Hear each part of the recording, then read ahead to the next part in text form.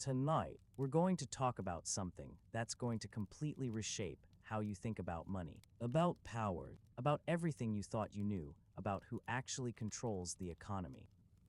We're going to explore the most powerful financial institutions on the planet, institutions that make decisions affecting trillions of dollars, billions of people, and the economic fate of entire nations. And I have to warn you right now, by the end of this, you're going to look at every dollar in your wallet differently. You're going to understand something that most people never think about, something that makes even the richest billionaires subject to forces they cannot control. If you enjoy these deep explorations into finance and economics, consider subscribing or hitting the like button. It really helps the channel grow and allows me to keep making content like this. Let's begin with something familiar. Your wallet. Maybe you've got $40 in cash right now. 2 20s. That's 8 coffees at Starbucks. 4 trips to Chipotle. Half a tank of gas in most cars. This is a scale that makes perfect sense to your brain because you experience it every single day. Your brain evolved to understand numbers, like these numbers you can count, numbers you can hold, numbers that directly affect whether you eat lunch today. Pull out one of those $20 bills. Look at it. You see the number 20. You see Andrew Jackson's face.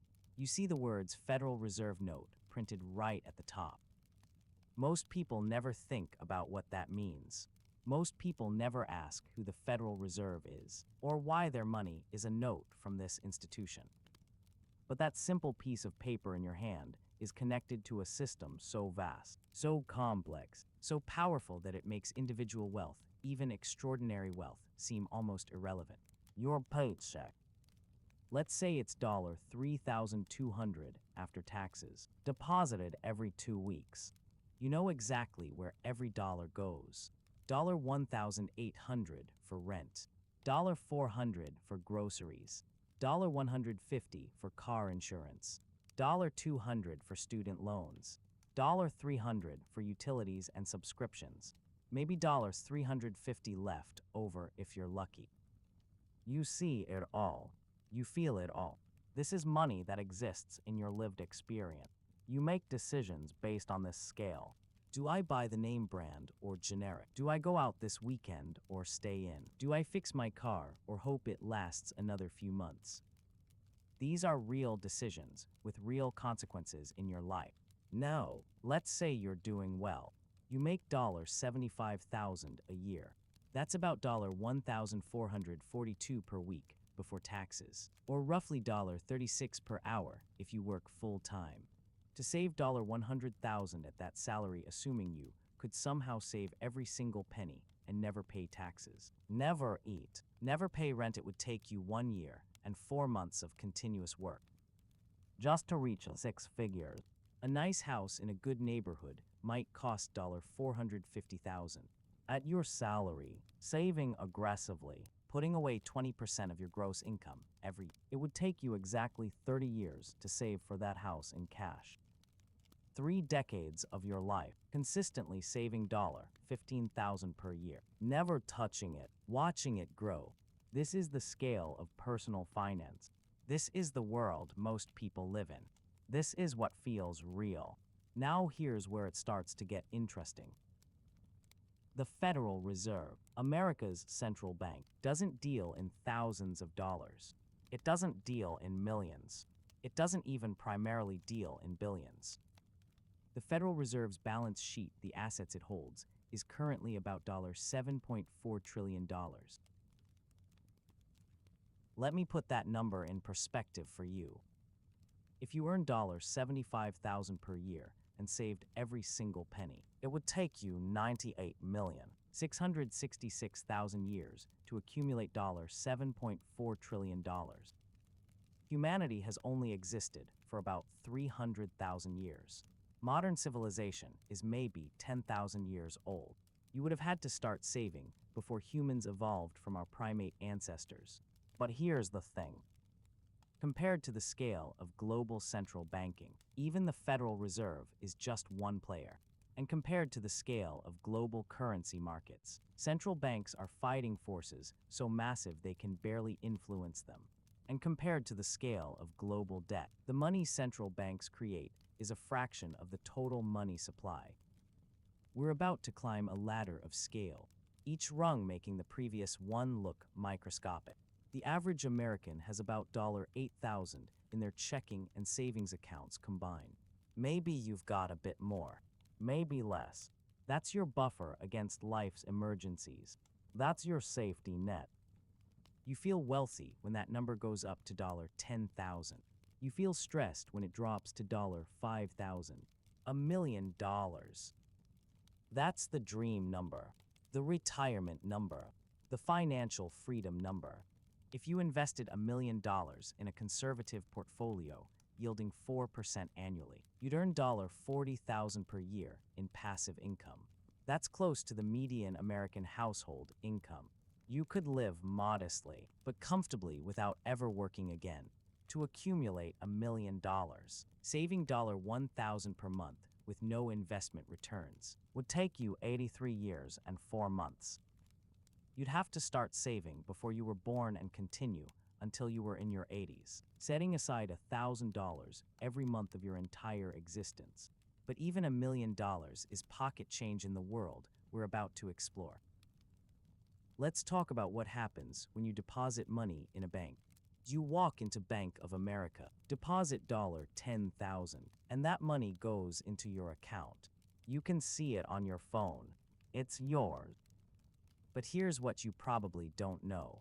The bank doesn't keep your $10,000 sitting in a vault.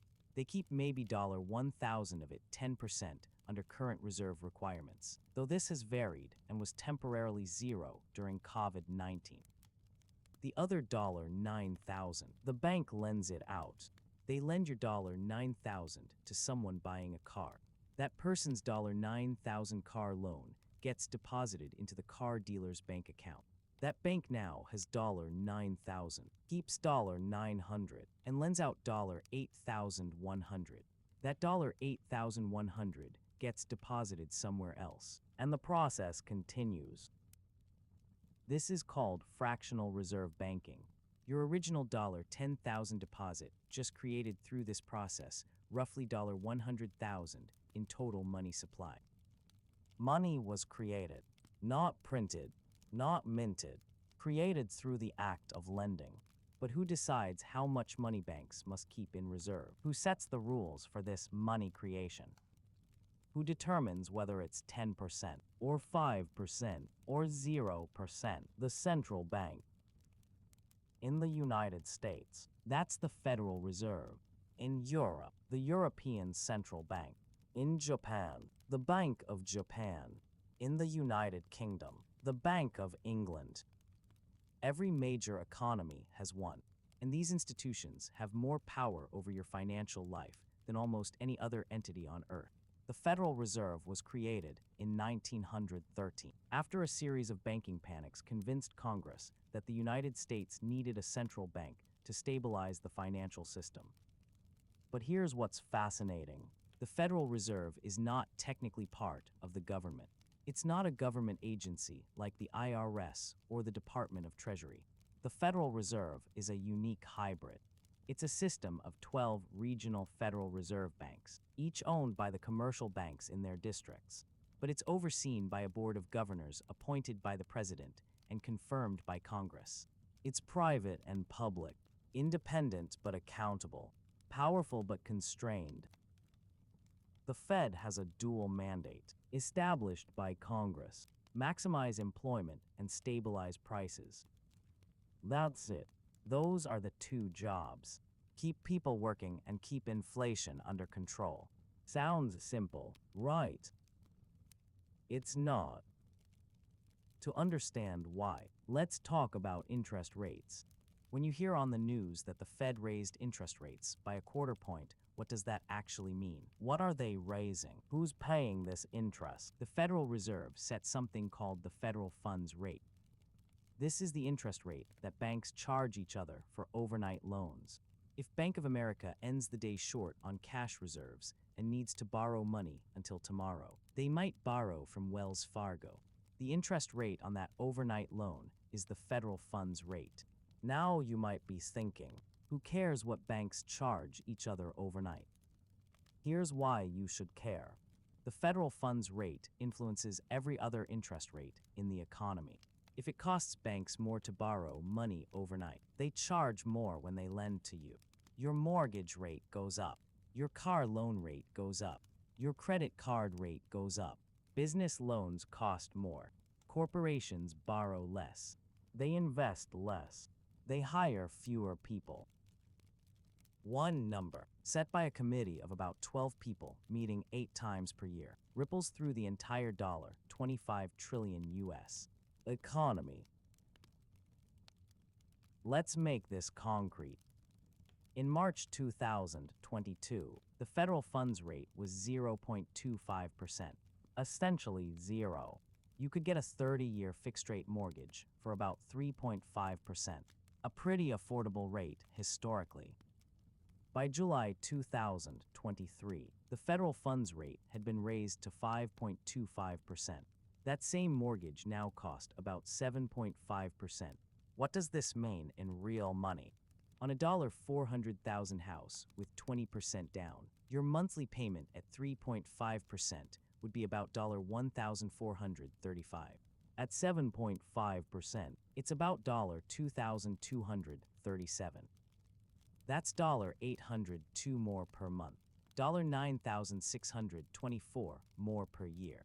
Over the 30-year life of the loan, that's $288,720 more in total payments. The Federal Reserve's decision to raise interest rates just cost you, if you bought during this time, nearly $300,000 over the life of your mortgage. That's not a mistake. That's not corruption. That's the Federal Reserve doing exactly what it's supposed to do, cooling down the economy by making borrowing more expensive. Why would they want to cool down the economy? Because it was overheating. During COVID-19, the federal government pumped trillions of dollars into the economy through stimulus checks, enhanced unemployment benefits, and forgivable business loans. The Federal Reserve dropped interest rates to zero and bought trillions in bonds. Money flooded the system. Demand for goods skyrocketed while supply chains collapsed. Too much money chasing too few goods. The result, inflation. Prices rose 9.1% in June 2022, the highest rate in 40 years. Your $100 grocery bill became $109. Your rent went up. Gas hit $5 per gallon. Everything got more expensive. The Federal Reserve had to stop this. Their tool, raise interest rates. Make borrowing expensive. Make saving attractive. Slow down spending. Reduce demand. Bring prices back down. It worked. Sort of. By mid-2024, inflation had fallen to around 3%, still above the Fed's 2% target, but much better than 9%. The cause, hundreds of thousands of people lost their jobs as companies cut back. Economic growth slowed. The stock market became volatile. This is the impossible job of central banks. Balance employment and inflation. Too much employment, and you get inflation. Too much inflation, and you destroy purchasing power. Raise rates to fight inflation, and you kill jobs. Lower rates to create jobs, and you risk inflation. It's like steering a massive ship. You turn the wheel, and nothing happens for a long time. Then suddenly, the ship starts turning, but you can't stop it quickly. You overcorrect. The ship lurches the other way. You're constantly chasing equilibrium you can never quite reach. No, the Federal Reserve doesn't just set interest rates. It has other tools. Big tools. Powerful tools. Tools that create money out of thin air. Quantitative easing. This is the technical term for something conceptually wild. The Federal Reserve creates money digitally and uses it to buy bonds from banks and other financial institutions. Let me say that again. The Federal Reserve creates money not by printing it, but by adding numbers to an account and uses that created money to buy assets. During the 2008 financial crisis, the Fed's balance sheet was about $900 billion. By 2014, after several rounds of quantitative easing, it had grown to $4.5 trillion. The Federal Reserve literally created from nothing about $3.6 trillion and used it to buy mortgage-backed securities and treasury bonds. Why? To inject money into the banking system, lower long-term interest rates, and encourage lending and investment. When the Fed buys bonds, bond prices go up and yields go down. Lower yields mean lower interest rates throughout the economy. It worked. The economy recovered. Unemployment fell from 10% to under 4%. The stock market tripled. But the Federal Reserve now owned $4.5 trillion in assets. They'd created trillions of dollars that didn't previously exist. Then came COVID. The Federal Reserve did it again, but bigger, much bigger. From February 2020 to April 2022, the Fed's balance sheet grew from $4.2 trillion to $8.9 trillion. They created $4.7 trillion in under 2 years. To put that in perspective, that's more than the entire GDP of Germany, the fourth largest economy in the world. That created money is still out there. It's in the banking system. It's in financial markets. It's part of the money supply.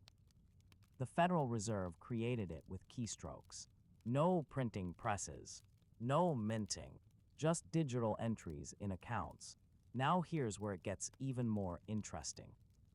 The Federal Reserve pays interest on the reserves that banks keep with them.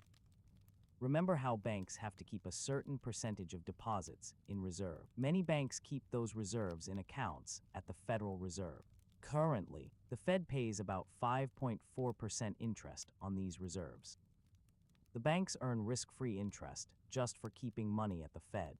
In 2023, the Federal Reserve paid out approximately $281 billion in interest to banks and other financial institutions. Let that sink in. The Federal Reserve paid $281 billion to banks in a single year. For context, the entire budget of the Department of Education is about $80 billion. The Federal Reserve paid banks more than 3 times the entire education budget of the United States, just in interest on reserves. Where did that $281 billion come from?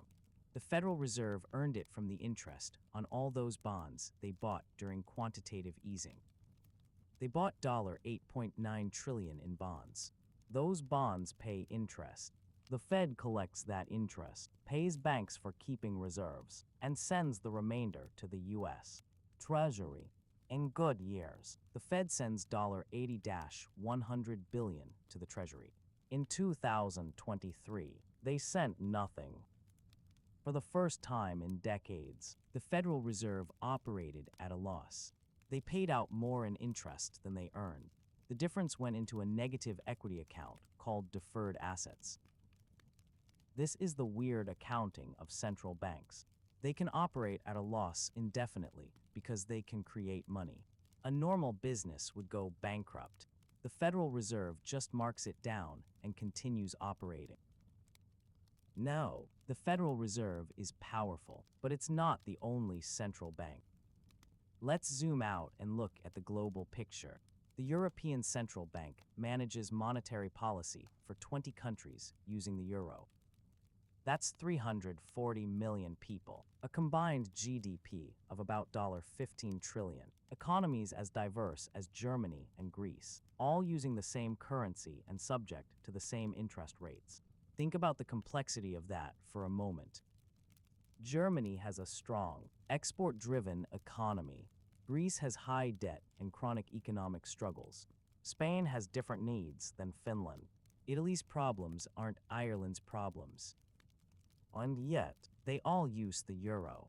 They all answer to the European Central Bank. When the ECB raises interest rates to fight inflation in Germany, it might push Greece deeper into recession. When the ECB lowers rates to help struggling economies, it might overheat Germany's economy. There's no perfect policy. Every decision helps some and hurts others. During the European debt crisis of 2010-2012, this became painfully clear. Countries like Greece, Spain, Portugal, and Ireland faced potential default. They couldn't pay their debts. Normally, a country in this position would devalue its currency, making exports cheaper and helping the economy recover. But Greece doesn't control the euro. The ECB does. Greece couldn't devalue. They couldn't set their own interest rates. They were locked into a currency union with Germany, a country with a completely different economy. The result: brutal austerity, massive unemployment, economic depression. Youth unemployment in Greece hit 60%. The economy shrank by 25%. An entire generation was economically scarred. The ECB's response: quantitative easing, European style. Starting in 2015, the ECB began buying government bonds from member countries. By 2022, the ECB's balance sheet had grown to about euros 8.8 trillion, roughly $9.5 trillion. The European Central Bank created nearly $10 trillion and used it to buy bonds from European governments. This kept interest rates low, prevented defaults, and held the Eurozone together. But it also created a situation where the ECB now owns massive amounts of debt from countries like Italy and Spain.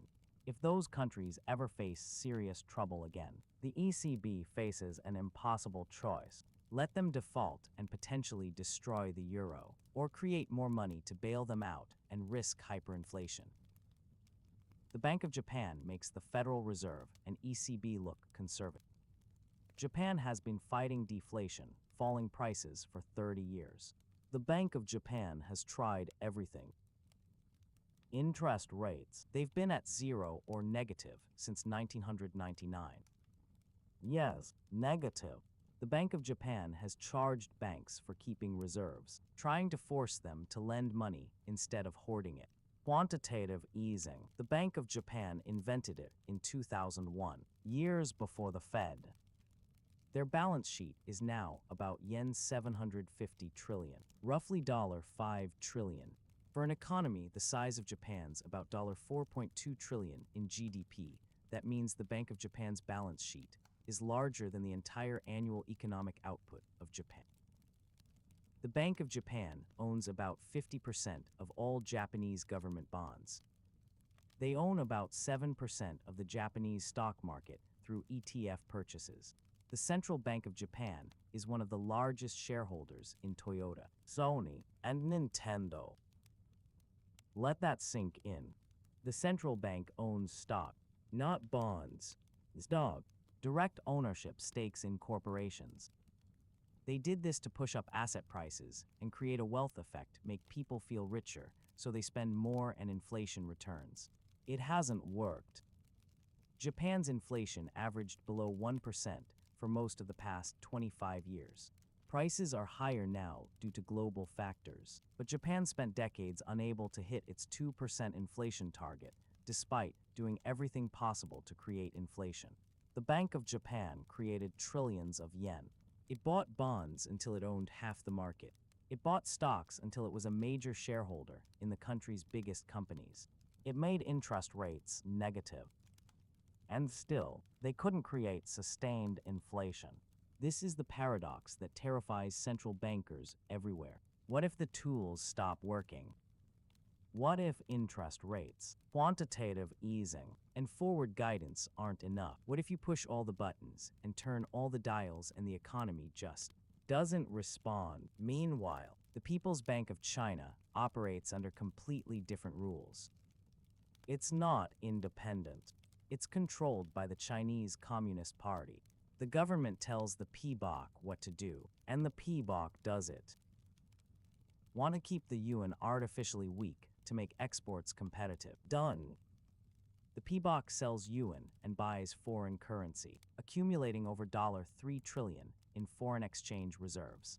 Want to prevent capital flight? Done. The PBOC imposes capital controls. Chinese citizens can only take $50,000 out of the country per year. Want to juice economic growth? Done.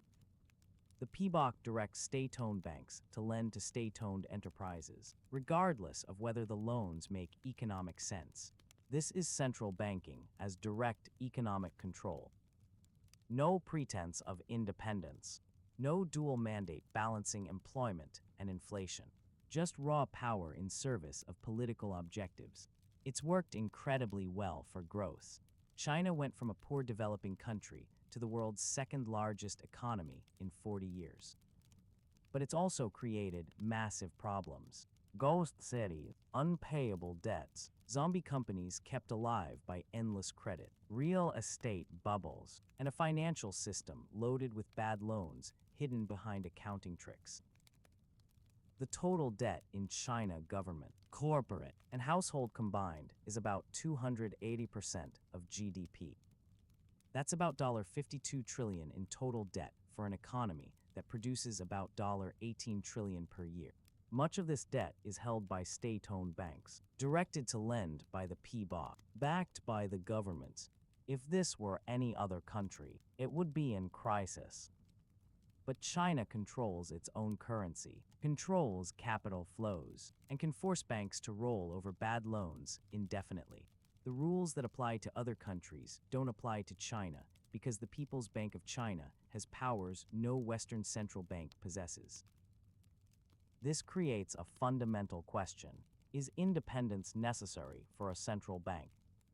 The Federal Reserve, the ECB, and the Bank of England are independent precisely to prevent politicians from forcing them to print money for short-term political gain.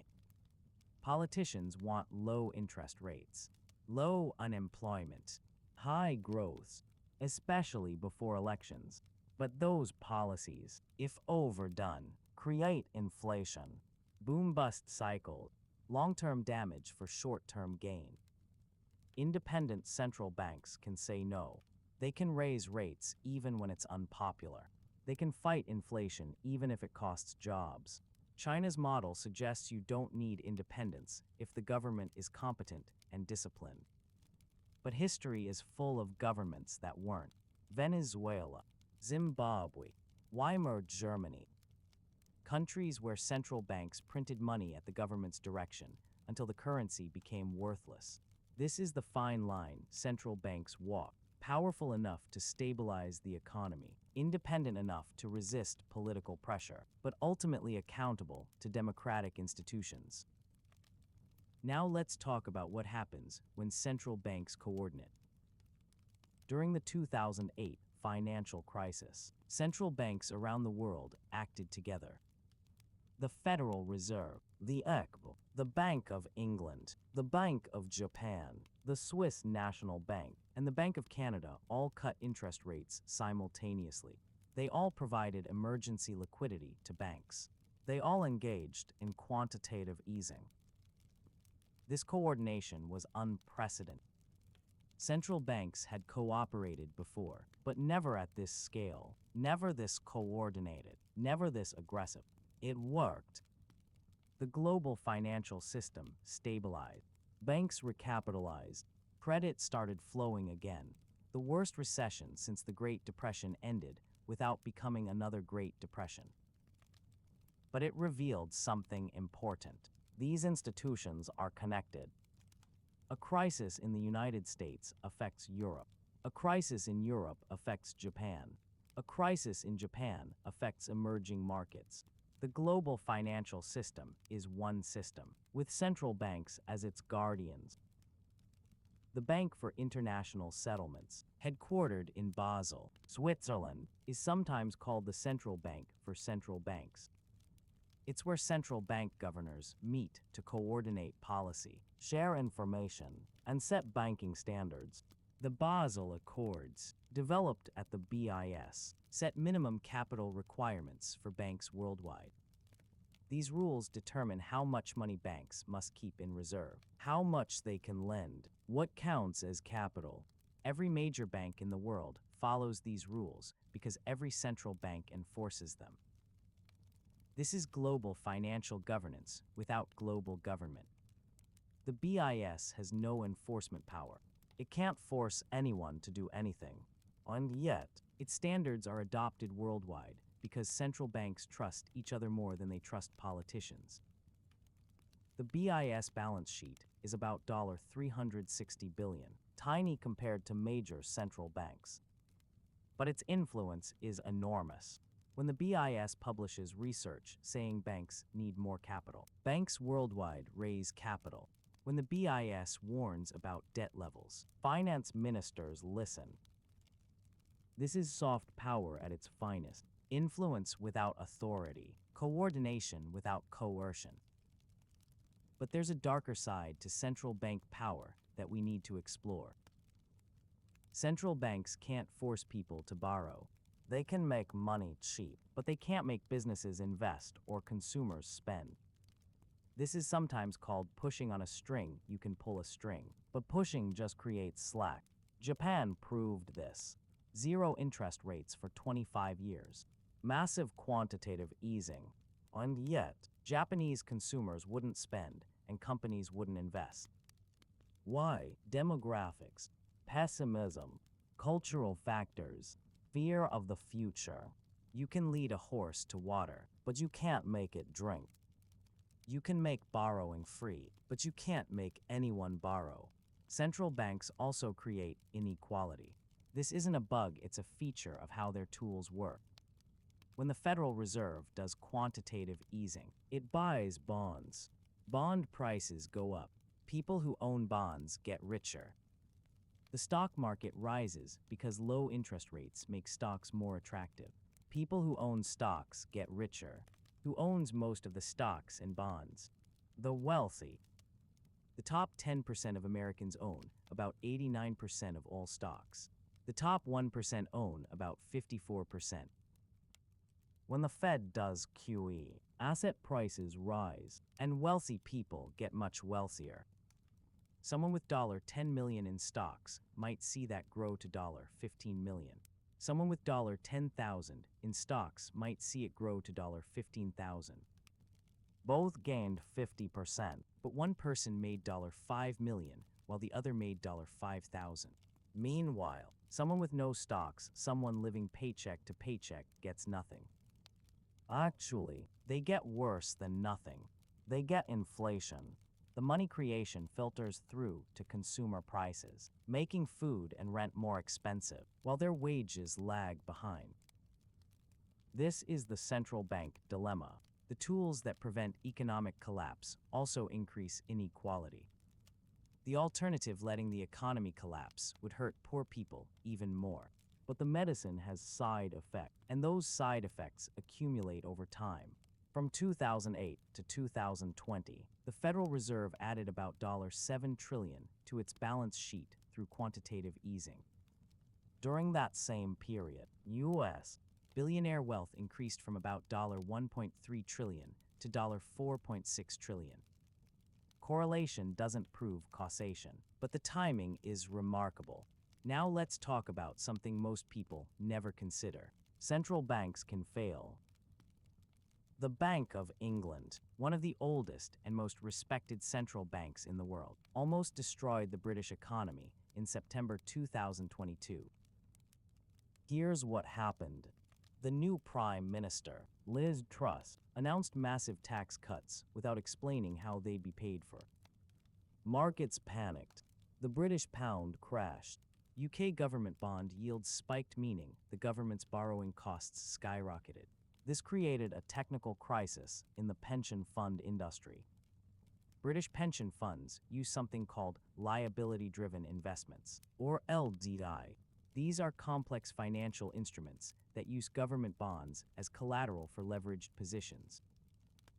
When bond prices fell, pension funds got margin calls. They had to post more collateral or sell bonds, but selling bonds made prices fall further, creating more margin calls. A death spiral. The Bank of England had to intervene. They announced emergency bond purchases, quantitative easing, but urgent and unplanned. They bought pound 65 billion in bonds in just 2 weeks to stabilize the market. This was a central bank preventing a complete financial meltdown caused by government policy. The Bank of England had spent years trying to unwind QE, shrink its balance sheet, and normalize monetary policy. One bad government decision forced them to reverse course instantly. It revealed the limits of central bank independence. The Bank of England is independent in theory, but when the government creates a crisis, the central bank has to fix it. They have no choice. The Turkish central bank is an even more extreme example. Turkey's president, Recep Tayyip Erdogan, has a theory: high interest rates cause inflation. This is the opposite of mainstream economics. Every economist in the world will tell you that high interest rates fight inflation by reducing demand. But Erdogan doesn't believe this. He believes low interest rates are good for growth and won't cause inflation if you just believe hard enough. So he fired 3 central bank governors in 2 years for raising interest rates. The result: Turkish inflation hit 85% in 2022. The Turkish lira lost 80% of its value against the dollar. Turks saw their purchasing power destroyed. Savings evaporated. The economy spiraled. This is what happens when politicians control the central bank and use it for ideological experiments. The textbook played out in real time. Low interest rates plus political pressure equals inflation, equals currency collapse, equals economic crisis. The central bank had the technical knowledge to prevent this, but they had no power. The president replaced anyone who disagreed with him. So the institution with all the technical expertise was forced to implement policies they knew would fail. This is why independence matters. Not because central bankers are smarter than politicians, though they usually know more about monetary policy, but because central banks need to make unpopular decisions. Raising rates during an election year, letting unemployment rise to fight inflation, refusing to monetize government debt. Politicians can't make these decisions. The electoral consequences are too severe. So we give central banks independence and hope they use it wisely. But that creates another problem: democratic accountability.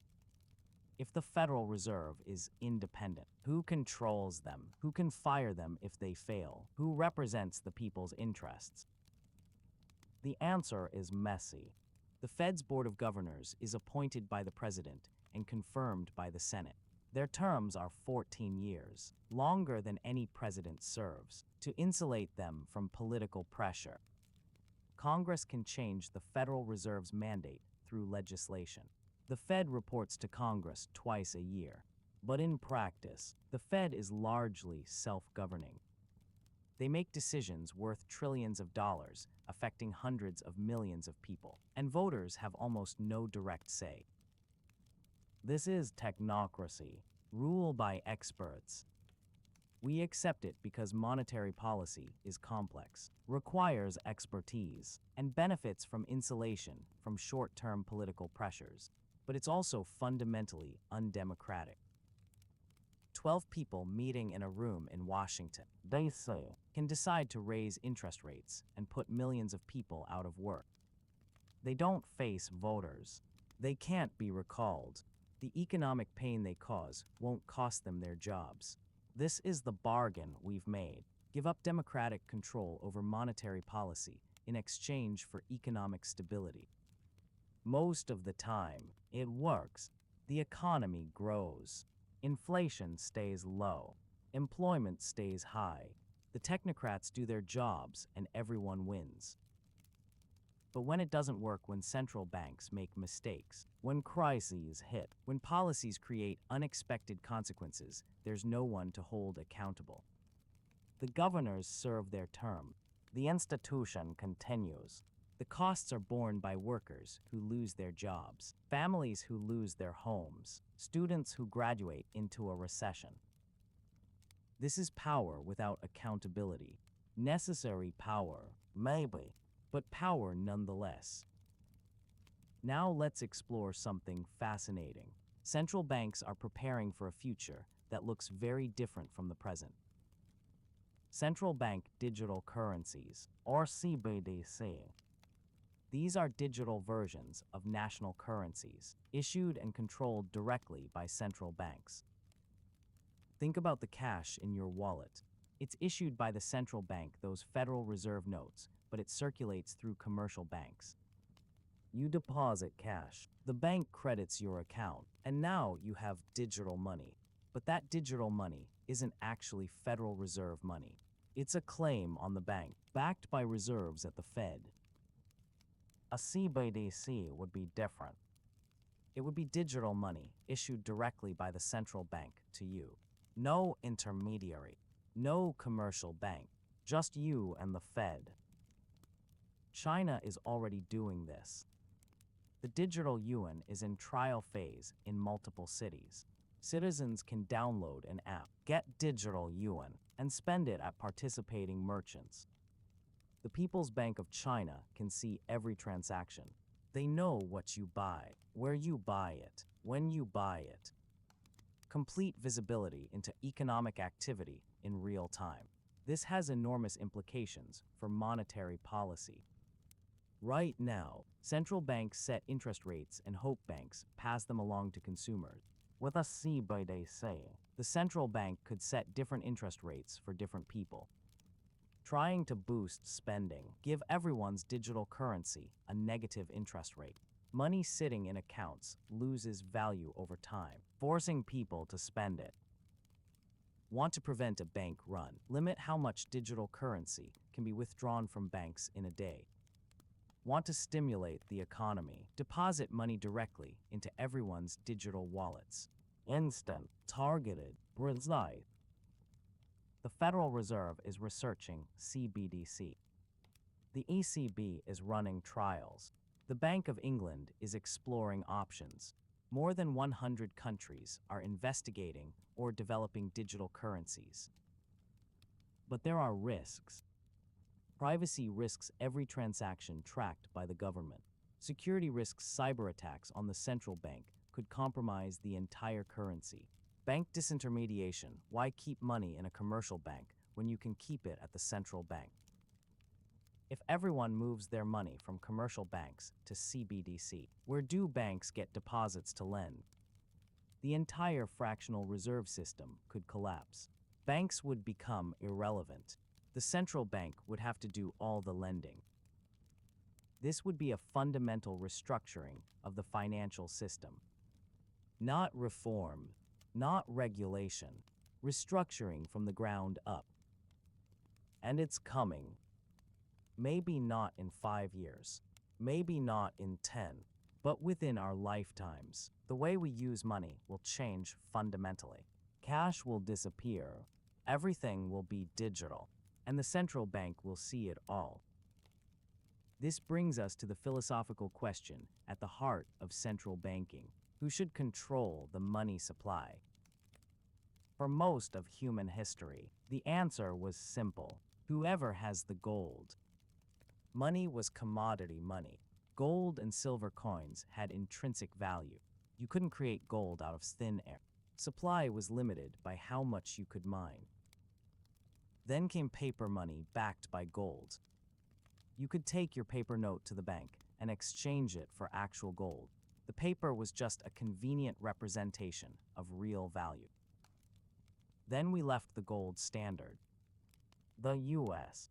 finally severed the link between the dollar and gold in 1971. Since then, money has been fiat currency. It has value because the government says it does, and people believe it. This gives central banks incredible power. They can create money freely, limited only by inflation concerns. There's no gold reserve constraining them.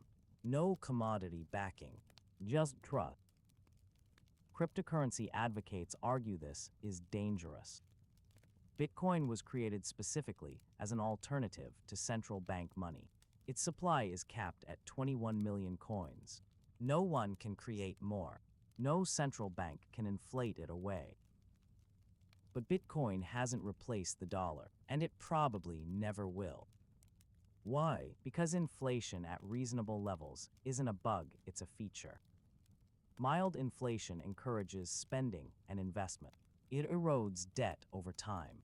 It gives central banks room to maneuver during crises. Bitcoin's fixed supply means deflation, falling prices, which sounds good until you realize it encourages hoarding. Why spend Bitcoin today if it'll be worth more tomorrow? Why invest in a business if the value of your currency is rising faster than any return you could earn? Central banks create inflation on purpose because small, controlled inflation is better than the alternative. The goal isn't zero inflation. It's a stable, predictable, low inflation that allows for economic growth without destroying purchasing power. Whether you agree with this or not, this is the system we have. Central banks control the money supply. They create money when needed. They destroy money when necessary. And they do it all based on models, forecasts, and their best judgment about what the economy needs. Sometimes they get it right. The response to the 2008 crisis probably prevented a second Great Depression. The response to COVID probably prevented an even worse economic collapse. Sometimes they get it wrong. The Fed kept rates too low for too long in the 2000s, contributing to the housing bubble. They arguably kept rates too low after 2020, letting inflation get out of control before finally raising rates aggressively in 2022. But right or wrong, the power remains. 12 people in a room can decide to create $3 trillion. A committee can decide to make your mortgage cost an extra $800 per month. A central banker in Frankfurt can determine whether Greece stays in the euro or returns to the drachma. This is the reality of modern finance. Your individual decisions matter. Your savings matter. Your career choices matter. But hovering above all of it is this layer of power that can reshape the entire landscape with a single decision. You save for retirement in a 401k, and the Federal Reserve's interest rate decisions determine whether your portfolio grows or shrinks. You buy a house, and the ECB's bond purchasing program determines your interest rate. You start a business, and the Bank of Japan's quantitative easing affects global capital flows that determine whether investors fund your company. We're all subject to forces we can't control, can barely understand, and have almost no say over. Democratic in theory, technocratic in practice, powerful beyond measure, necessary beyond question. But before we close, there's more to explore about these institutions. We can go deeper into the mechanisms, the history, the unexpected consequences of central bank power. Let's talk about something that sounds boring but is actually fascinating: the repo market. Repo stands for repurchase agreement. It's where financial institutions borrow money overnight using securities as collateral. You might have $100 million in treasury bonds, but you need cash today. You sell those bonds to another institution with an agreement to buy them back tomorrow at a slightly higher price. The difference is the interest rate. The repo market processes about $4 trillion in transactions every day. $4 trillion changes hands overnight, every night, mostly between banks, hedge funds, and other financial institutions. In September 2019, something weird happened. Overnight repo rates spiked from about 2% to 10% in a single day. This shouldn't happen. It's like your mortgage rate suddenly quintupling for no apparent reason. What was going on? A combination of factors. Corporations needed cash to pay quarterly taxes. Treasury settled a huge bond auction, and several banks were hoarding cash because of regulatory requirements. Suddenly, there wasn't enough cash in the system. The plumbing broke. The Federal Reserve had to intervene immediately. They started doing overnight repo operations, lending cash to banks in exchange for treasury bonds as collateral. They pumped billions into the system daily to keep the rate from spiking. This revealed something crucial. The financial system runs on very tight margins. There's not much excess cash floating around. Banks and institutions operate with just enough liquidity to function. When something disrupts the flow, even something as routine as tax payments, the whole system can seize up. And only the central bank can fix it. Only the Fed can create cash instantly in unlimited quantities. Only they have the power to say, we will provide however much liquidity the system needs and make it true. This is the unglamorous reality of central banking. It's not just setting interest rates at carefully choreographed press conferences. It's the daily, behind-the-scenes operations that keep the financial plumbing working. The Federal Reserve operates something called the discount window. This is emergency lending for banks that are short on cash. If a bank faces unexpected withdrawals or can't get funding in the normal markets, they can borrow from the Fed at the discount rate, usually slightly above the federal funds rate. In theory, this is a safety valve. Banks shouldn't need it often, but it's there if they do. In practice, banks avoid the discount window like the plague. Why? Stigma. If a bank borrows from the discount window, markets might think they are in trouble. Their stock price might fall. Other banks might stop lending to them. During the 2008 crisis, major banks were secretly borrowing hundreds of billions from the discount window while publicly claiming they were fine. The Fed didn't disclose who was borrowing until years later.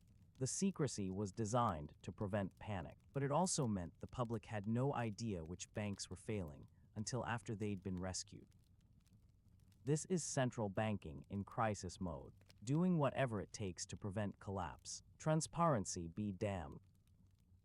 The Federal Reserve also acts as the government's bank. When the U.S. Treasury collects taxes, that money goes into an account at the Fed.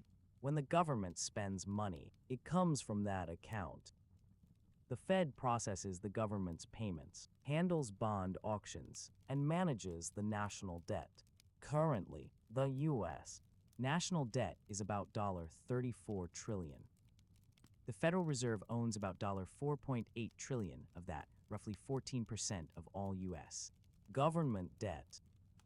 They bought this debt during quantitative easing. They are one of the government's biggest creditors. This creates an odd situation. The government borrows from the Fed. The Fed is technically independent from the government, but the Fed sends its profits back to the Treasury. So the government is effectively paying interest to itself, minus the Fed's operating costs and the interest the Fed pays to banks. It's circular. The government issues bonds. The Fed buys them with created money. The bonds pay interest. The Fed collects the interest and sends most of it back to the government. Money flows in circles, creating the illusion of independent institutions when really it's all one system. Foreign central banks also own massive amounts of U.S. debt. Japan owns about $1.1 trillion in treasury bonds. China owns about $870 billion. The UK owns about $668 billion. These countries buy treasuries as part of their reserve management. They need, say, liquid assets to back their currencies and protect against crises. U.S. treasuries are the safest, most liquid assets in the world. This gives the U.S. enormous power. Foreign central banks need to hold dollars and U.S. debt, which means they are invested in America's success. If the U.S. economy collapses, their reserves become worthless. This alignment of interests is sometimes called the dollar hegemony, but it also makes the U.S. vulnerable. If foreign central banks suddenly decided to sell their treasury, interest rates would spike, borrowing costs would explode. The U.S. would face a funding crisis. This is why the Federal Reserve watches foreign central banks carefully.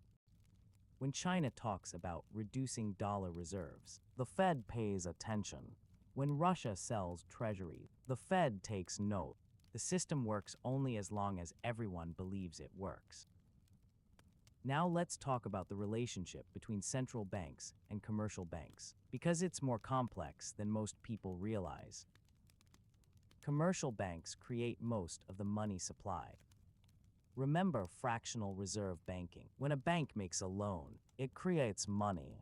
That loan becomes a deposit in someone's account, which gets lent out again, creating more monies. The money multiplier, the ratio between central bank reserves and total money supply, can be 10 to 1 or higher. Every dollar the Fed creates can become $10 or more in the broader economy through bank lending. But central banks can't force banks to lend.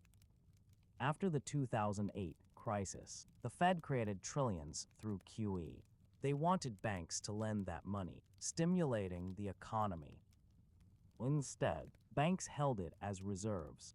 They didn't trust borrowers. They were scared of another crisis. So the money sat. The Fed had created the reserves, but banks weren't multiplying it through loans. The money multiplier collapsed. This is why QE didn't cause massive inflation. Immediately, most of the created money stayed in the financial system, rather than flowing into the real economy. Eventually, banks started lending again. The economy recovered. The money multiplier normalized, but it took years longer than the Fed expected. This is the fundamental problem with monetary policy. It works through intermediaries. The Fed can't lend to businesses directly. They have to go through commercial banks. If banks won't lend, the Fed's power is limited. This is why some economists advocate for helicopter money direct cash transfers from the central bank to citizens, bypassing banks entirely. During COVID, the fiscal stimulus checks were sort of like this, though they came from the Treasury, not the Fed. CBDC would potentially allow true helicopter money. The Fed could deposit money directly into your digital wallet. No bank intermediary. Instant stimulus. But it would also fundamentally change the relationship between citizens and the central bank. The relationship between central banks and their governments is carefully calibrated. In the U.S., the Treasury manages fiscal policy taxes and spending. The Fed manages monetary policy interest rates and money supply. They're supposed to be independent but complementary. The Treasury funds the government by issuing bonds. The Fed sets the economic conditions by controlling interest rates. Neither can do the other's job. Except sometimes they do. During COVID, the distinction blurred. The Treasury distributed stimulus checks. The Fed bought bonds to keep interest rates low, making it cheaper for the Treasury to borrow. The Fed even bought corporate bonds and municipal bonds, directly supporting state governments and private companies. This was fiscal policy by another name. The Fed was choosing winners and losers, deciding which companies got support and which didn't. They were doing the work of Congress and the Treasury, but without democratic accountability. Some economists call this fiscal dominance when the central bank becomes subordinate to fiscal policy, forced to monetize government spending regardless of inflation consequences. Others call it pragmatic crisis response, doing whatever it takes to prevent economic collapse. Both views are probably correct. In a crisis, the distinction between monetary and fiscal policy collapses. Everyone does everything. The Fed buys bonds. The Treasury sends checks. State governments get bailouts. Banks get loans. Whatever works. Sort it out later. The question is, what happens when the crisis ends? Can the Fed regain its independence? Or has the precedent been set that the central bank will always support government spending? Inflation be damned. This is the modern monetary theory debate. MMT argues that governments that control their own currency can never run out of money. They can always print more. The only constraint is inflation. In practice, this is largely true. The US can't default on dollar-denominated debt because it can always create more dollars. Japan can't default on yen-denominated debt. The Eurozone countries have less flexibility because they don't control the euro individually. But the ECB could theoretically create unlimited euros. The constraint is political and practical, not technical. Too much money creation causes inflation. Too much inflation destroys the currency's value. Eventually, people lose faith, and the currency collapses. But before reaching that point, there's a vast middle ground where governments can spend more than they tax, financed by the central bank, without causing catastrophic inflation. Japan has proven this for 30 years. The Bank of Japan owns half the government bond market, and yet inflation stayed below 1% until very recently. This challenges the orthodox view that central bank bond purchases inevitably cause inflation. Maybe they do, maybe they don't. It depends on what the money is used for, whether the economy is at full capacity, what's happening in global markets, and 1,000 other factors. Economics is not physics. There are no immutable laws, just probabilities, tendencies, and historical patterns that sometimes hold and sometimes don't. Central bankers hate this uncertainty.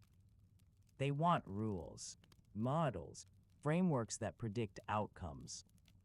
The Taylor rule is a famous example. It's a formula that says the Fed should set interest rates based on current inflation, target inflation, actual GDP, and potential GDP.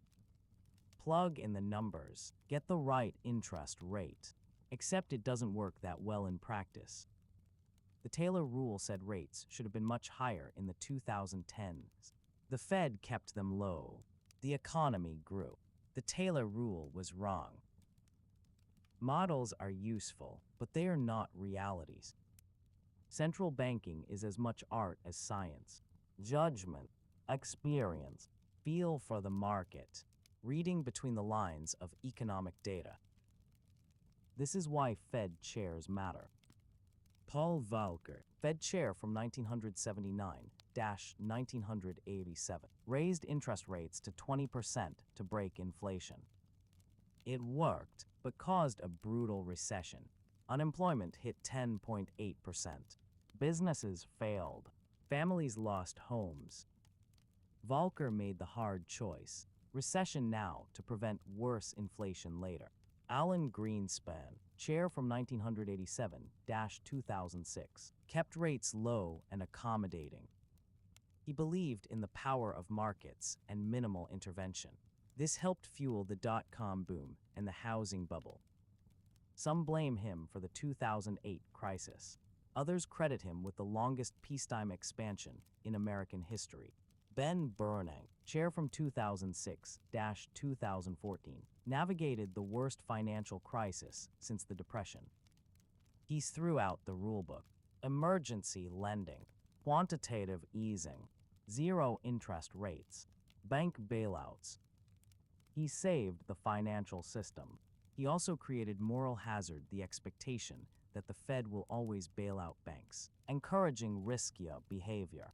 Janet Yellen, chair from 2014-2018, managed the delicate task of normalizing policy after the crisis, slowly raising rates, beginning to shrink the balance sheet, threading the needle between too tight and too loose. Jerome Powell, chair since 2018, faced COVID and its aftermath. Emergency rate cuts, massive QE, then the fastest rate hiking cycle in 40 years to fight inflation. From 0% to 5.5% in 16 months. Textbook inflation fighting, but with real costs in jobs and growth. Each chair faced different challenges. Each made different choices, but all wielded the same fundamental power: control over the world's reserve currency.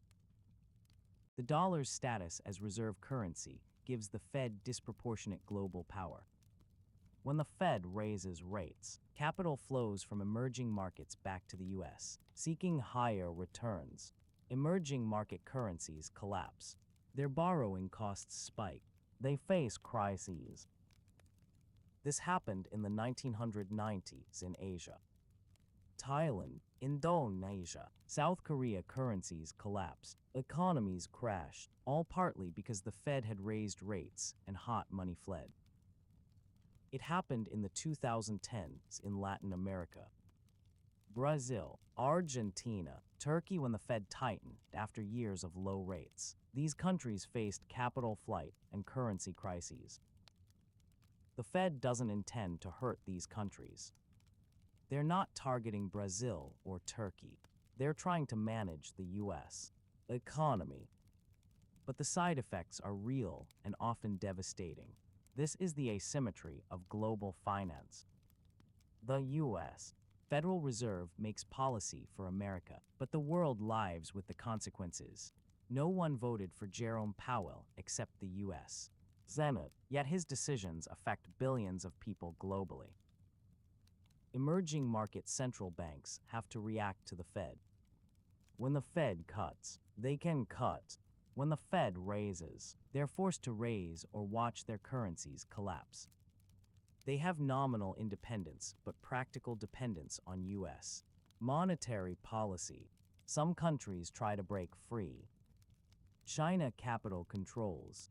Russia dollar reserves reduction. Europe attempting to strengthen the euro as an alternative reserve currency. But the dollar's network effects are too strong. International trade is invoiced in dollars. Commodities are priced in dollars. Reserves are held in dollars. Debt is denominated in dollars. The whole system runs on dollars, which means the whole system is influenced by the Fed. There have been proposals for a global reserve currency, managed by an international institution rather than any single country's central bank. The IMF special drawing rights SDRs are a step in this direction, a basket currency made up of dollars, euros, yen, pounds, and yuan. But SDRs represent only about $1 trillion in global reserves, compared to more than $6 trillion in dollar reserves. They are a rounding error. The dollar dominates because of US economic size, political stability, deep financial markets, and institutional trust built over decades. Challenging that dominance would require an alternative with all those characteristics. The euro tried and partially succeeded. It's the second most important reserve currency, but the eurozone's political fragmentation and debt crises limit its appeal. China wants the yuan to be a reserve currency. They're pushing internationalization, establishing currency swap lines, creating yuan-denominated oil futures. But capital controls and political risk make other countries wary. Who wants to hold reserves in a currency that the government can freeze or devalue on a whim? So the dollar persists. And the Federal Reserve's power persists with it. Not through conquest or coercion, but through trust and network effects and the absence of viable alternatives. Now let's talk about the future, because central banking is changing in ways that would have been unimaginable even 20 years ago. Climate change is becoming a central bank issue. The ECB, the Bank of England, and even the Fed are considering climate risks in their operations. Not because they want to save polar bears, but because climate change poses financial stability risks. Think about it.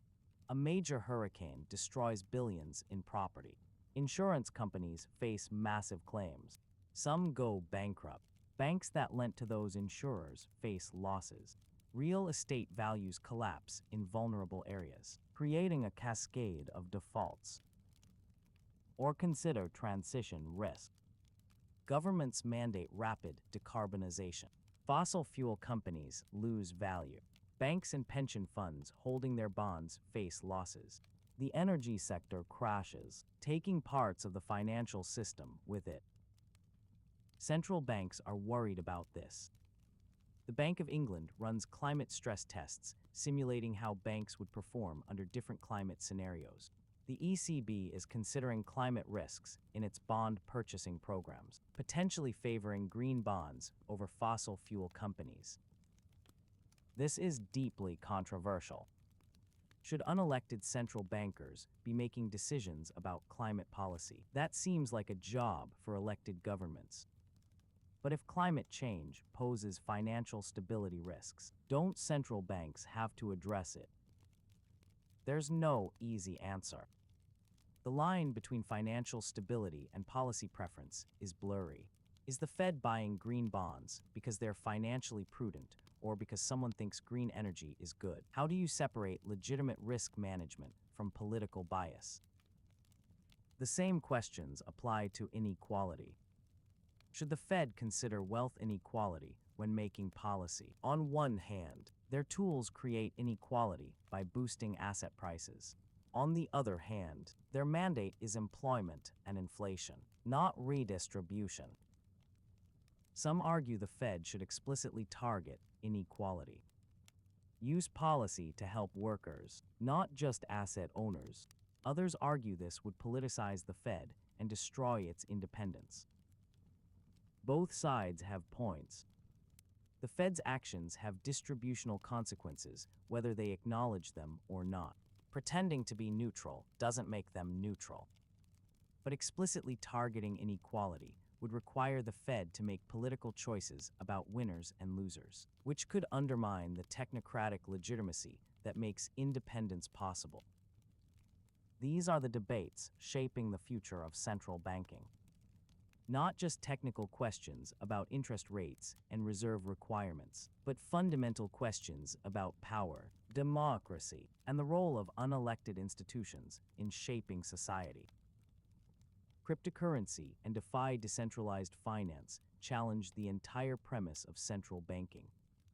If people can hold Bitcoin, trade on decentralized exchanges, and lend through smart contracts, do they need central banks?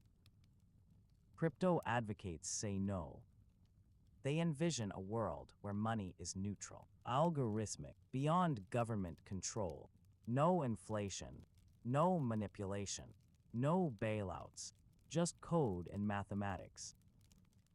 Central bankers are skeptical. They point to crypto's volatility, its use in crime, its energy consumption, its lack of consumer protection. They argue that money isn't just a technology, it's a social institution requiring governance. Who's right? Probably both, partially.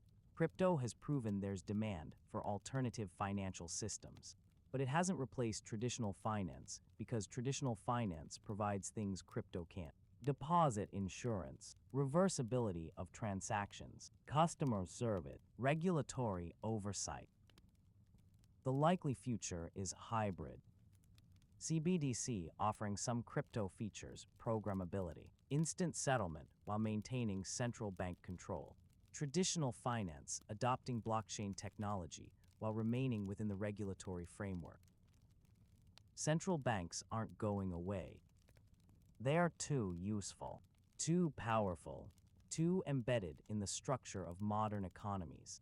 But they are evolving, adapting to new technologies and new challenges. The Federal Reserve of 2050 might look very different from today's Fed. Digital currency instead of cash, real-time economic data instead of lagging statistics, AI-assisted policy decisions, direct lending to businesses, climate-adjusted asset purchases. Or it might look basically the same: a bunch of economists in a room arguing about interest rates, doing their best to balance impossible trade-offs, making decisions that affect billions of people based on imperfect models and uncertain forecasts. Because ultimately, central banking is about managing uncertainty. You don't know what's going to happen. You can't predict the future. You have models, but models are wrong. You have data, but data is backward-looking. You're steering a ship through fog, knowing that by the time you see the rocks, it's too late to turn. So you use judgment. You make your best guess. You act decisively while acknowledging uncertainty. You commit to a course while staying ready to change if new information arrives. This is the impossible job. No central bank governor has ever managed perfect outcomes. They've all faced crises, made mistakes, created unintended consequences. Volcker beat inflation but caused a recession. Greenspan presided over the dot-com and housing bubbles. Bernanke saved the financial system but created enormous moral hazard. Yellen normalized policy but perhaps too slowly. Powell fought inflation but perhaps let it get too high first. Every decision is a trade-off. Every success comes with cost. Every policy creates winners and losers. And yet, we need them. Imperfect as they are, inconsistent as they are, powerful and unaccountable as they are, central banks are the institutions standing between us and financial chaos. Without the Fed, who would have stopped the collapse in 2008? Without the ECB, who would have held the Eurozone together? Without the Bank of England, who would have prevented the pension fund crisis in 2022? Markets can't regulate themselves. 2008 proved that.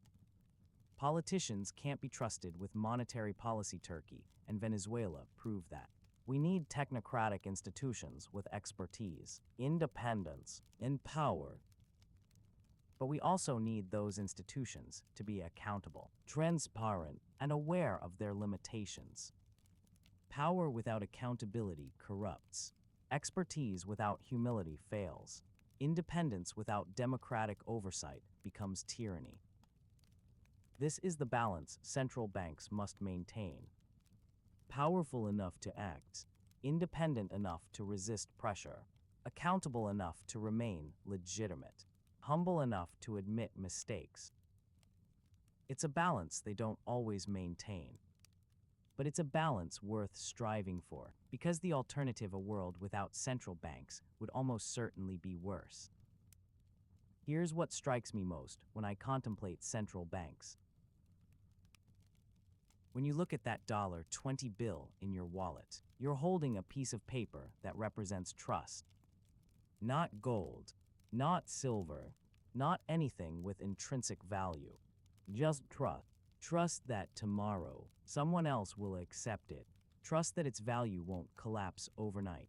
Trust that the institution whose name is printed on it, the Federal Reserve, will maintain its work.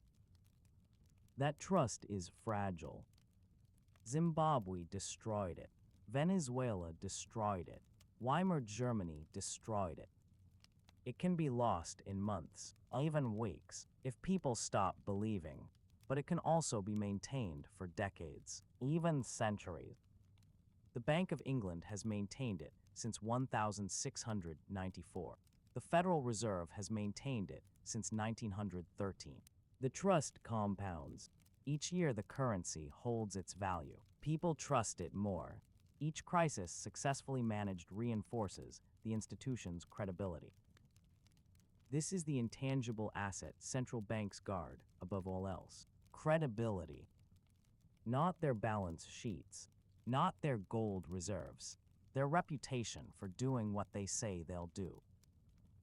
When Paul Volcker said he would break inflation, markets didn't believe him. Inflation had been high for years. Previous Fed chairs had tried and failed. Why would Volcker be different? But Volcker meant it.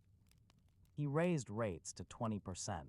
He kept them there even as unemployment skyrocketed, even as businesses failed, even as protesters surrounded the Fed building, even as Congress threatened to revoke the Fed's independence.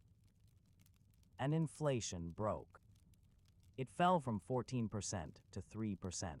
Volcker had done what he said he would do, at enormous cost, and the Fed's credibility was permanently enhanced.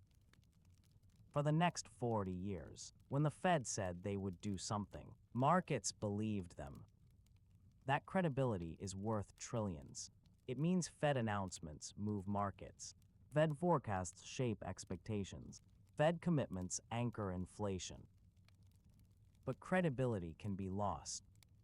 If the Fed says they'll fight inflation and then backs down at the first sign of recession. Markets stop believing. If they say they are independent but clearly bow to political pressure, their words lose power. This is the tightrope central banks walk. They must be credible without being rigid, consistent without being predictable, independent without being isolated. From a certain perspective, you're insignificant in this system. Your personal finances, your saving, your debt, it's all rounding error in a system measured in trillions. The Federal Reserve doesn't think about your mortgage when they raise rates. They think about employment, inflation, financial stability across 330 million people. You're one data point in their models. Part of the aggregate demand curve, a component of the unemployment rate, a decimal place in the inflation calculation. But from another perspective, you're the reason they exist. Central banks were created to serve the economy, and the economy is people. All those trillions, all that powers, all those decisions, it's supposed to benefit you. When the Fed cuts rates and helps you afford a house, that's the system working. When they stop a bank run and protect your savings, that's the system working. When they prevent a depression and save your job, that's the system working. The question is whether the system works equally for everyone. Does it benefit the person with $10 million in stocks as much as the person with $10,000 in a savings account? Does it protect the investment banker as much as the factory worker? The honest answer is no. The system is biased toward capital because that's how the tools work. Asset purchases boost asset prices. Low rates benefit borrowers and penalize savers. Bank bailouts protect creditors and shareholders. This isn't conspiracy. It's not corruption. It's just the reality that monetary policy operates through financial markets, and financial markets are dominated by people with financial assets. Some argue this could change. Central banks could use different tools. They could send money directly to citizens instead of through banks. They could target wealth inequality explicitly. They could buy different assets or support different institutions. Others argue central banks should stay in their lane. Do monetary policy. Maintain price stability. Let elected governments handle redistribution and social policy. Both positions have merit, and the tension between them will shape central banking's future. Let's zoom back out to see the complete picture. We started with $40 in your wallet, two $20 bills, the scale of your daily life. We moved to thousands, your paycheck, your rent, your car payments, the scale of your monthly budget. We moved to tens of thousands, your savings, your emergency fund, the scale of your short-term security. We moved to hundreds of thousands, your house, your lifetime savings, the scale of your biggest purchases. We moved to millions, the scale of successful business owners, professional athletes, local wealth. We moved to billions, the scale of major corporations, small nations' budgets, regional banks. We moved to trillions, the scale of the Federal Reserve's balance sheet, the U.S. national debt, the largest central banks. And finally, we reached the tens of trillions, the scale of global currency markets, worldwide central bank assets, the total money supply sloshing through the international financial system. At each step, the previous scale became microscopic. Your $40 is irrelevant to your annual budget. Your annual budget is irrelevant to your lifetime wealth. Your lifetime wealth is irrelevant to a major corporation. A major corporation's value is irrelevant to the Federal Reserve. The Federal Reserve's balance sheet is a fraction of global capital markets. And yet, it all connects. Your mortgage rate is determined by the Fed. The Fed's decisions are influenced by global markets. Global markets are shaped by all the world's central banks acting together. You're a tiny piece of an incomprehensibly large system, but the system's decisions flow down to determine whether you can afford your house. This is the paradox of modern finance. Individuals are powerless in the face of these massive institutions, but those institutions exist to serve the aggregate of all those powerless individuals. You can't control the Federal Reserve, but the Federal Reserve's mandate is to maximize your employment and stabilize your prices. They work for you, theoretically, even though you have no direct say in what they do. This is the compromise of technocratic democracy. Give power to experts. Insulate them from political pressure. Hope they use that power wisely. Hope that accountability through appointment, reporting requirements, and potential legislative changes is enough to keep them honest. Most of the time, it works. Not perfectly, not without mistakes, not without creating winners and losers, but well enough that we keep the system, improve it incrementally, and trust that it's better than the alternatives. Think about what we've explored tonight. We've seen how 12 people meeting in a room can create $3 trillion with keystrokes. We've seen how interest rate changes can cost you $300,000 over the life of a mortgage. We've seen how one nation's central bank can crash emerging market currencies. We've seen how Japan can fight deflation for 30 years despite doing everything textbooks say should cause inflation. We've seen the Bank of England save the pension system in 2 weeks of emergency intervention. We've seen Turkey's president destroy his country's currency by refusing to raise rates. We've seen the People's Bank of China accumulate $3 trillion in foreign reserves and use capital controls to prevent money from leaving the country. We've seen quantitative easing create trillions. Repo markets process quadrillions annually, and the dollar's reserve status give the Fed power over billions of people who never voted for any Fed governor. We've seen the impossible trade-off: employment or inflation, growth or stability, independence or accountability, helping the wealthy or helping workers. And through it all, we've seen institutions trying imperfectly, inconsistently, sometimes successfully, sometimes disastrously to manage forces they don't fully understand using tools they can't fully control. Central banking is the art of steering a ship you can't fully see through a storm you can't predict using instruments you don't entirely trust. And the ship carries billions of passengers who are depending on you to get it right, even though getting it right might be impossible. Every central banker knows this. Every one of them lies awake at night wondering if they made the right call. Raised rates too much or too little. Waited too long or acted too soon. Saved the banks but let workers suffer. Fought inflation but killed growth. There are no perfect answers. Just least bad options. Just doing the best you can with imperfect information and hoping the second-order effects don't overwhelm the first-order benefits. This is the human reality behind the institutional power. The Federal Reserve isn't an omniscient machine. It's people, economists, researchers, governors making educated guesses about unknowable futures. Sometimes they are right, sometimes they are wrong. Always they're trying, and we need them to keep trying. Because the alternative: no one at the wheel, no institution with the power to act, no technocratic buffer between politics and the money supply has been tried before. It gave us the panics of the 1800, when banks failed regularly and people lost their life savings. It gave us the Great Depression, when 1/4 of Americans lost their jobs and the economy collapsed because no one could or would inject liquidity. It gave us hyperinflation in countries where politicians controlled the printing press and used it to fund their agendas.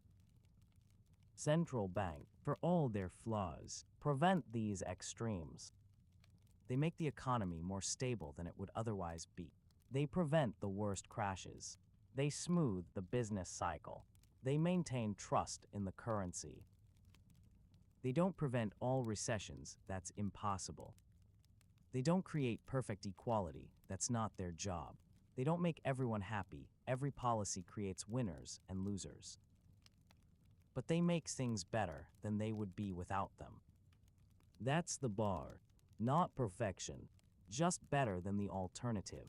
The next time you hear about the Fed raising or lowering interest rates, remember what you've learned tonight. Those interest rate decisions aren't abstract. They affect your mortgage, your savings account, your job security, the stock market, global currency flows, emerging market stability, and the price of everything you buy. Those decisions are made by a small group of people with enormous power, using imperfect models, trying to balance impossible trade-offs, knowing that whatever they choose will help some people and hurt others. And those decisions are made in your name, theoretically for your benefit, but without your direct input or control. This is the system we've built.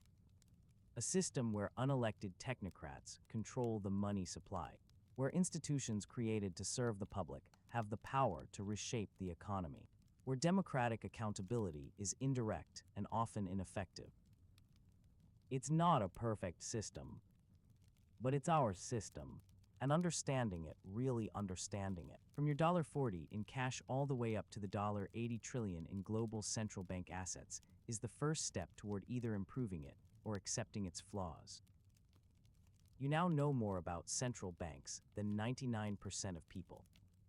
You understand how they create money, how they set interest rates, how they intervene in crises, how they coordinate globally, and how their decisions affect everything from your grocery bill to emerging market currencies.